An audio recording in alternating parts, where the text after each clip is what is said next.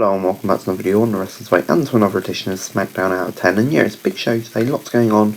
Obviously we've still got all of the title unification and stuff that's still going on, and that's a major part of the show. And of course it's the first Smackdown since WrestleMania Backlash. So yeah, we've got some of the Smackdown side of the fallout from that.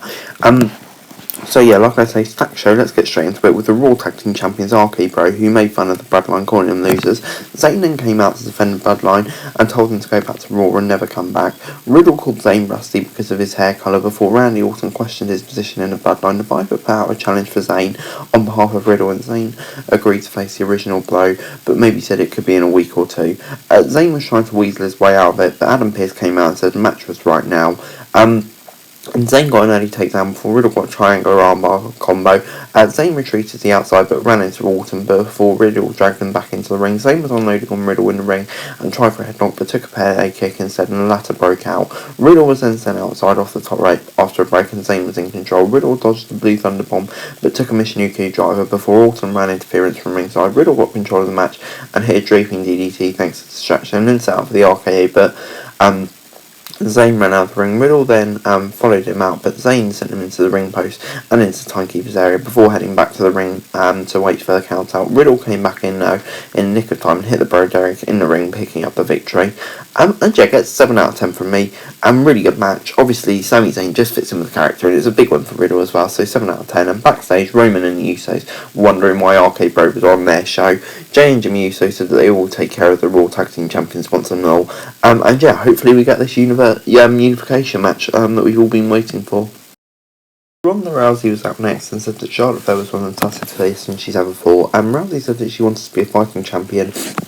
They came out for an open challenge. Raquel Rodriguez came out with the one-to-answer challenge. And yeah, Rodriguez started off strong and lifted Rousey, dropping her into the corner before got a near fall for clothesline before taking the champion into the corner for some big kicks and a fall-away slam. Rodriguez then locks in the overhand abdominal stretch before getting a slide in. Rousey dodges a splash and locks in a headlock before Rodriguez reversed into a vertical suplex. Rousey then tried for Piper's Pit, but it was reversed. Rodriguez then tried for the Shayna bomb, but Rousey cancelled it with a hold. Rousey followed up with an ankle lock before managing to roll Rodriguez up off the counter. And yeah, this gets 7 out of 10 from me. Really good match. Obviously puts Rousey over because she gets the victory, but Raquel Rodriguez really emerged as a star here. Yeah, had a good match with Rousey, and yeah, got some offense in. So yeah, this was good all round in my opinion. 7 out of 10. Shotzi was backstage and complained about how Raquel Rodriguez pushed her out of the way to get the title match. Leah came in and blamed Shotzi for locking her out before SmackDown continued. And then Madcap Moss was out next and talked trash about Happy Corbin before saying that she planned to replace the title belts with title suspenders after winning Money in the Bank. Corbin attacked Moss from behind with a steel chair and absolutely destroyed him before setting up on the chair on his neck and slamming the giant trophy onto it. Moss then headed to be stretched away as we headed for a break. Corbin came back to make a joke and Moss was taken in an ambulance. And yeah, this was just absolutely shocking. A devastating attack from Baron Corbin. But anyway, moving on, and Sasha Banks and Naomi took on Natalya and Shayna Baszler. Naomi and Shayna kicked off the match and Sasha Banks was tagged in early on. Natalya came in and kicked Banks into the corner before taking Hurricane Rana for the apron. Banks got the Banks apron in and Natalya managed to reach the bottom row though.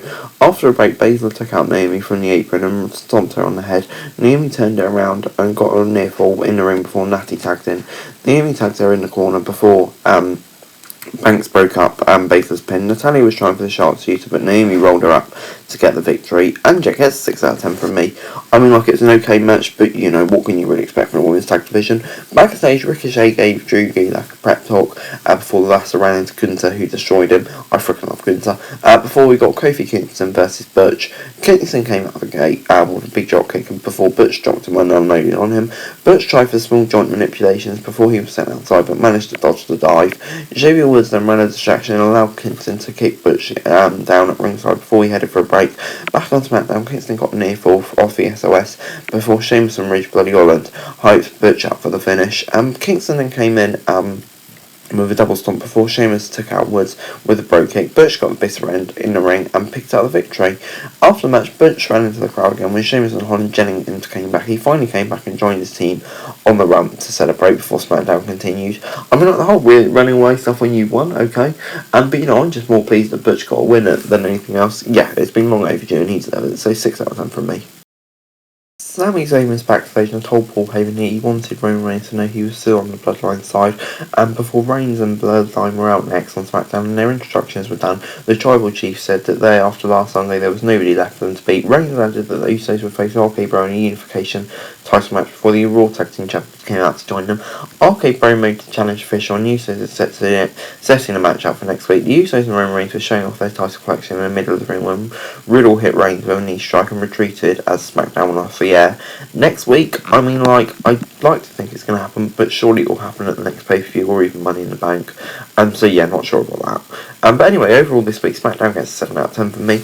Yeah, being a bit critical about SmackDown in recent weeks, but for me, this was the best SmackDown in a long while. Lots of great matches going on there, lots of good stuff.